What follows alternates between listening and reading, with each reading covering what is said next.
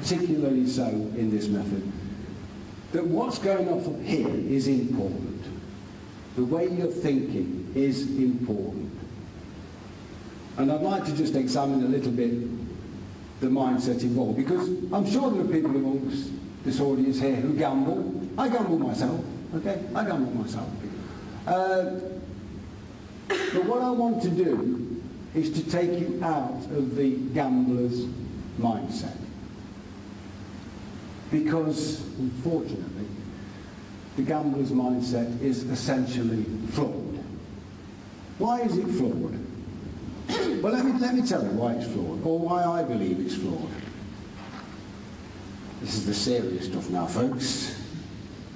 This is something called Abraham Maslow's hierarchy of needs. Some of you may have seen it. It's been used for many, many years, business schools, leadership classes, that sort of thing. Basically, what he says is this. We only start worrying about stuff when we've satisfied other stuff. In other words, there are different levels of the pyramid, and you only worry about the third level when you've looked after the first or second level. Better way to put it. Let's say a man is struggling to put food on the table for his family. He isn't worrying too much about what model company car his boss is going to buy him. You see what I mean? We only worry about that sort of thing when there's food on the table. If you're homeless and you're living huddled in a doorway, you're not worried whether Katie Price is going to do the next Bush Tucker trial, are you? You know, you've got more things to worry about, right? You don't care if Joe McKelvey wins X Factor, right? They're not concerned, right? Because your concern at the moment is keeping out of the rain. And that tends to dominate your thinking when you're in that position. So what Maslow says is this, okay, we move up the pyramid. You know, once you've looked after breathing and food and water, you start to look for having a job and a family and social stability and that sort of thing. At the top, the very top of this particular pyramid, are what Maslow regards as the successful, well-adjusted, content, happy people in society. And he called them self-actualized. It's his particular phrase, okay?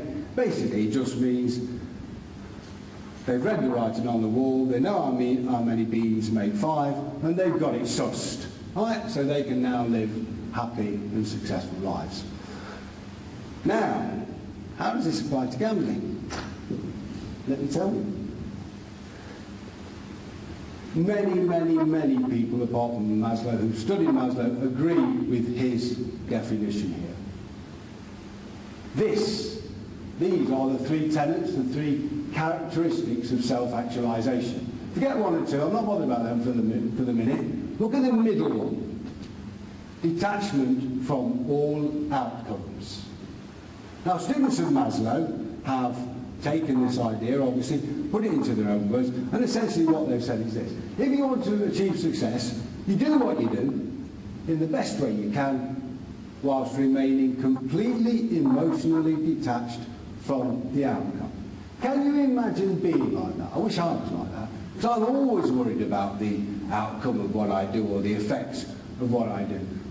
But no one's more concerned with the outcome of a situation than a gambler.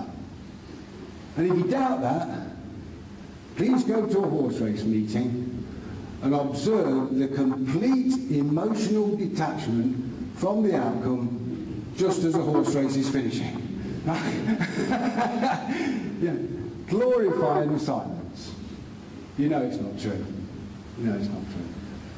So, isn't it funny that gamblers do exactly the opposite to what is required for success? I think that's an important thing to realize. I want to take you out of that gambler's mentality. I want to get you to the situation where all outcomes are good. Some benefit you in the short term, some benefit you in the long term, but you can have complete emotional detachment from any outcome in respect of what you've done using this method. And that to me is the real attraction, because I've been a gambler for 40 years. Right? And what I love about this is I don't care what happens. They're all good. Just to point out, It's said in different ways, isn't it? Look at Rudyard Kipling, the poem If you can meet the triumph and disaster and treat those two impostors the same, the gamblers treat triumph and disaster the same. They don't even know they're impostors, right?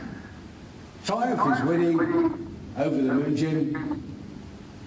Disaster is losing down in the dumps. So let's realise that gambling is essentially flawed. But we don't need telling that, do we? We don't need to be told that. We're grown-ups, we know. The gambling industry worldwide is enormous. I read a couple of years ago that it was the biggest growth industry in the UK. It may well be the case, for all I know. But it's an enormous industry. It's run by people who treat it as an industry. They treat it as a business. They're not gamblers. And the one crux that this enormous industry relies upon is this: gamblers lose.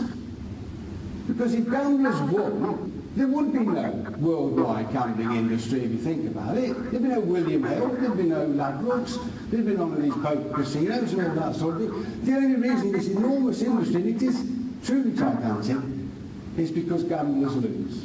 Their thinking is essentially flawed.